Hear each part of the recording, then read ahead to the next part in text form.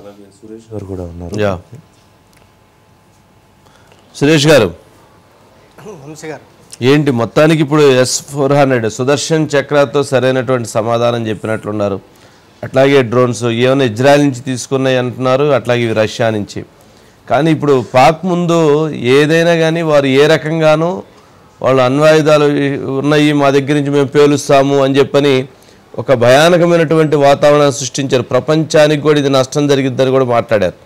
కానీ చివరికి చూస్తే వాళ్ళ దగ్గర ఉన్నటువంటి మిస్సైల్స్ కానీ లేదా ఏవి కూడా సరైనటువంటి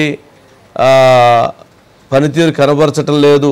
వాటన్నిటినీ కూడా ఇండియా ఎదుర్కొంటుంది అనే దాంతో వాళ్ళు డేలా పడిపోయారు అనుకోవాలా? వంశీ గారు మీరు చెప్పినట్టుగానే మనకు వాళ్ళ పాకిస్తాన్ వాళ్ళు కూడా అధికారికంగా ఒక ప్రకటన జారీ చేశారు.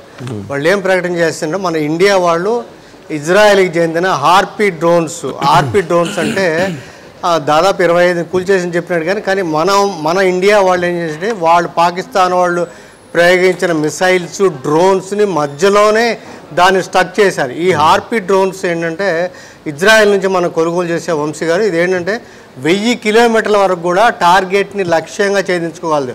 ఇక్కడ నుంచి ఇటు టార్గెట్ అంటే ఎటువైపు తిప్పితే అటువైపు వెళ్ళే విధమైన అలాంటి హార్పీ డ్రోన్స్ను ఉపయోగించి మనం అక్కడ నుంచి వాళ్ళు ప్రయోగించిన మిసైల్స్ అన్నీ కూడా 15 మన దేశంలో 15 డెస్టినేషన్స్ మనకి ఒక తర్వాత అవంతిపురగా శ్రీనగర్ జమ్మూ పఠాన్కోట్ ఇటు మొత్తం మీద ఈ డిఫెన్స్ సెంటర్స్గా తీసుకొని పాకిస్తాన్ ప్రయోగించిన దానికి ఒకవైపు ఈ హార్పీ డ్రోన్స్, ఇంకోవైపు S-400 ఈ సుదర్శన్ చక్ర.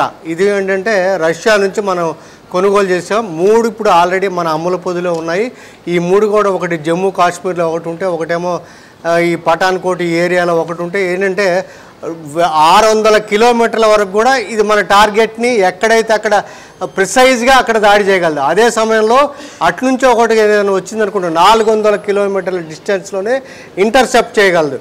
కాబట్టి ఈ రెండు అంటే మనకి అధికారికంగా ప్రభుత్వం ప్రకటించింది అన్మాన్డ్ ఎయిర్ క్రాఫ్ట్ సిస్టమ్. అంటే ఇది మనకు సుదర్శన్ చక్ర అని పేరుకి పైకి సెక్యూరిటీ పరంగా చెప్పకపోయినప్పుడు కూడా అన్మాన్డ్ ఎయిర్ క్రాఫ్ట్ సిస్టమ్ తోటి ఎక్కడికక్కడ కూడా వాడు కంట్రోల్ చేసి నియంత్రించగలిగాము.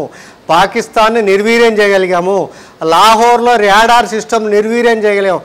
మీరు చెప్పినట్టుగా వాళ్ళ దగ్గర మా దగ్గర అన్ని ఆయుధాలు ఉన్నాయి, ఇన్ని ఆయుధాలు ఉంటే మన డ్రోన్ వెళ్ళి లాహోర్లోని దాంట్లో మన రాడార్ సిస్టమ్ని నిర్వీర్యం చేసిందని చెప్పి పాకిస్తాన్ కూడా అంగీకరించింది. ఆ రకంగా మనం నిర్వీర్యం చేయగలిగాం వంశీ గారు.